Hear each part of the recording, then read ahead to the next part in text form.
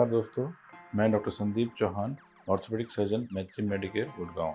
आज हम बात करेंगे एक बहुत इम्पॉर्टेंट और आज के ज़माने में बढ़ती हुई बीमारी यानी कि ऑस्टियोनेक्रोसिस, जिसको हम avascular necrosis of the bone भी बोलते हैं।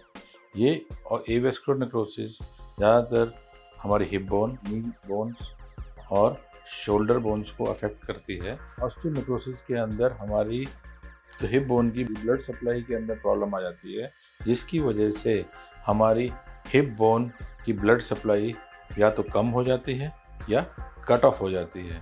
इस कट ऑफ होने से हमारी hip bone temporary die out हो जाती है। जिस भाग को खून नहीं मिलेगा वो हिस्सा हमारी बोन का डेड हो जाता है और आहिस्ता आहिस्ता वीक होना शुरू हो जाता है।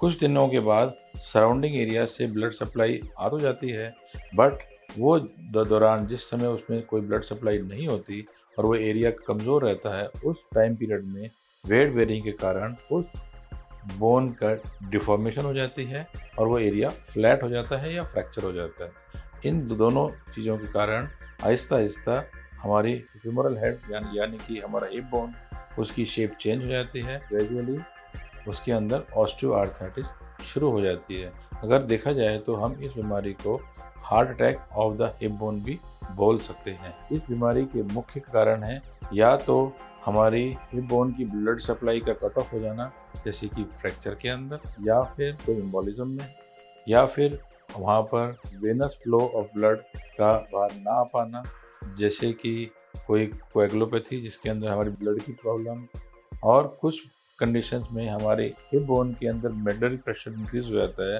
या हमारी बोन में कुछ इंट्रिंसिक प्रॉब्लम हो जाती है, उसके कारण ही ब्लड सप्लाई रुक जाती है, जैसे कि steroid Intex, high amount of steroid intake, कुछ हमारी आर्थराइटिस और increase intake of alcohol and tobacco. कुछ कंडीशंस जैसे कि केसिंग डिजीज या फिर एंटी फॉस्फोलिपिड सिंड्रोम में भी ये बीमारी देखी जाती है। एक बार अगर ये बीमारी स्टार्ट हो जाए तो कुछ टाइम पीरियड के लिए हमारी बोन वीक होना शुरू हो जाती है और ग्रेजुअली जैसे जैसे बोन वीक होगी उसके अंदर डिफॉर्मिंग फोर्सेस एक्ट करनी शुरू हो जाती हैं और हमारा हिप बॉल, जो कि एक राउंडेड चीज़ रहती है, वो ग्रेजुअली फ्लैट और डिफॉर्म होना शुरू हो जाता है। It start becoming like a mushroom और उसके अंदर थोड़ा बहुत सब कैपिटल फ्रैक्चर भी आ जाते हैं, जिसके कारण वो और कंप्रेस हो जाती है। जब ये डिफॉर्म चीज़ एस्टेबुलम या हमारे हिप बोन के कप में घूमती है तो उसको भी डिफॉर्म कर देती है और इवेंचुअली ऑस्टियोआर्थराइटिस का रूप ले लेती है।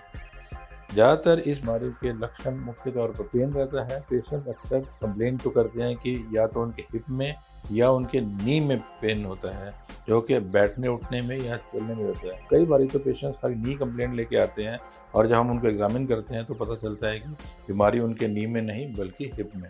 और ये तो ग्रेजुअली पेन इंक्रीज होते जाता है और जब पेन बढ़ते जाता है तो हमारी हिप की मूवमेंट्स कम होनी शुरू हो जाती हैं और हमें डे टू डे लाइफ में दिक्कतों का सामना पड़ना शुरू हो जाता है। ज़्यादातर पेशेंट ज़्यादा देर तक बैठ नहीं पाते या ज़्यादातर वॉक भी नहीं कर पाते हैं और उनको अपना फुटवेयर पहनने में भी कठिनाई का सामना करना पड़ता है।